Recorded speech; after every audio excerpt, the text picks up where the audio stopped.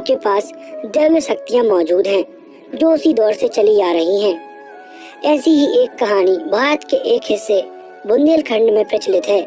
12वीं शताब्दी में आला उदय नाम के दो भाई हुआ करते थे। ऐसा माना जाता है दोनों भाइयों में से बड़े भाई आला को देवी ने अमरता का वरदान दिया था।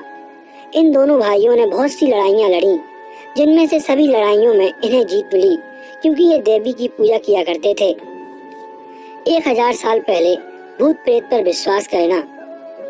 अब जैसे उस दौर में देवी देवताओं की मान्यता होती थी, तो भूत प्रेत पर विश्वास करना लाजमी है, क्योंकि जिधर अच्छाई होती है उधर बुराई भी जरूर आती है। तो लोग टोटके, काला जादू, तंत्र विद्या, इन सब पर विश्वास किया करते थे। उन दिनों ग्रामीण क्षेत्रों में भूत प्रेत का बहुत ही डर होता था। ऐसी ही एक मान्यता है राजस्थान में मौजूद कुलधारा गांव की, जो पिछले 200 साल से वीरान पड़ा हुआ है। माना जाता है इस गांव को आज से लगभग 700 से 800 साल पहले पालीवाल ब्राह्मणों ने सरस्वती नदी के किनारे बसाया था, लेकिन आज इस जगह पर कोई दूर दूर तक नहीं भटकता। मान्यता है कि सन 1800 के दशक में यहाँ के रियासत के दीवान सालेम सिंह की नजर गांव के ब्राह्मण की पुत्री शक्ति मैया पर थी। वह उसके साथ विवाह करना चाहता था। वहीं दूसरी तरफ गांव के ब्राह्मण अपनी पुत्री का विवाह किसी दूसरी बिरादरी में नहीं करना चाहते थे। ऐसे में सालेम सिंह ने सभी गांव वालों को धमकी दे दी थी कि अगर ब्राह्मण पुत्री का विवाह उसके साथ नहीं हुआ तो वो पूरे गांव को तहस नहस कर डालेगा। ऐसे में गांव के सभी पालीवाल ब्राह्मणों ने ये फैसला लिया कि वो रात को ही गांव छोड़ देंगे। उसके बाद सभी ब्राह्मण गांव को वैसा ही छोड़कर रातों रात वहां से भाग गए।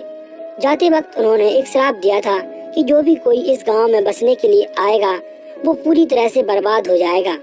गांव के आसपास के लोगों का मानना है इसी श्राप की वजह से यहाँ पर आज भी भूतिया घटनाएं होती हैं। वैज्ञानिकों की माने तो यह गांव लोगों ने इसलिए छोड़ा क्योंकि यहाँ पर सूखा और पानी जैसी समस्याएं हो रही थी। 1000 साल पहले जातिवाद। आज से 1000 साल पहले हम ये तो कह सकते हैं कि जातिवाद अपने चरम पर था। छुआछूत जैसी बातें आम थी, लेकिन उस समय एक चक्र बना हुआ था जिसके तहत सबके अपने अपने काम बटे हुए थे। जैसे सोने का काम सोनार करता था, लोहे का काम लोहार, लकड़ी का काम बढ़ई करता था। ये सब लोग इसी तरह से अपने अपने काम किया करते थे।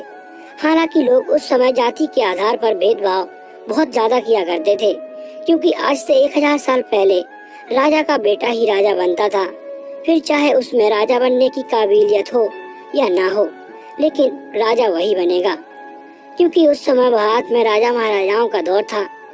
उन्हीं के बनाए नियम थे और उन्हीं की बनाई हुई सजा। दोस्तों, 1000 साल पहले लोग ग्रामीण जीवन जीना पसंद करते थे। भारत की उस वक्त की 90% आबादी गांव में ही रहा करती थी। गांव की जीवन शैली बहुत ही साधारण हुआ करती थी। ज्यादातर लोग खेती पर ही निर्भर थे। उस वक्त जलवायु परिवर्तन की इतनी ज्यादा समस्या नहीं थी, इस कारण खेती करने में कोई भी रुकावट नहीं आती थी। उस वक्त के गांव आज के गांव जैसे नहीं थे। उस वक्त के गांव अपने आप में बहुत ही खास हुआ करते थे। हर गांव में एक मंदिर जरूर होता था, जिसमें लोग रोज शाम को खेत से आने के बाद भजन कीर्तन किया करते थे। भारत में 1000 साल पहले बाजार भी हुआ करते थे, लेकिन वो आज की तरह आधुनिक तो नहीं थे, पर वहाँ पर जरूरत की चीजें मिल जाया करती थी, जैसे कपड़े, खाने के सामान, मसाले, पूजन सामग्री इत्यादि। उस वक्त मुद्रा का चलन तो था ही, साथ में वस्तु विनिमय प्रणाली भी चलन में थी। दोस्तों, आज की तरह ही उस वक्त भी शादी एक महत्वपूर्ण संस्कार हुआ करती थी और उसे उतनी ही धूमधाम के साथ कराया जाता था। हर गांव में ये रिवाज था कि एक ही गांव में एक ही गोत्र में शादी नहीं होगी, और इसलिए हर किसी की शादी किसी दूसरे गांव में और दूसरे गोत्र में ही होती थी। शादी का कार्यक्रम आज की तरह 1 या 2 दिनों में नहीं समाप्त होता था, बल्कि 1000 साल पहले शादियां 7 से 10 दिन तक चलती थी। बारात का आना, उनकी मेजबानी करने में ही 4 से 5 दिन लग जाया करते थे। आज की तरह नहीं था कि जिसके घर में शादी है बस उसी के लिए उत्साह हो। उस समय किसी की भी शादी हो, पूरा गांव में उत्साह होता था, मानो उन्हीं के घर में बारात आने वाली हो और उनके ही पुत्र पुत्री की शादी होने वाली हो। कुछ ऐसा था 1000 साल पहले का भारत। आपको 1000 साल पहले का भारत अच्छा लगा या आज का भारत? हमें कमेंट करके जरूर बताइए। वीडियो अच्छी लगी हो तो वीडियो को लाइक कर दीजिए और चैनल को सब्सक्राइब। हम मिलते हैं आपको अगली ऐसी ही वीडियो में, तब तक के लिए धन्यवाद।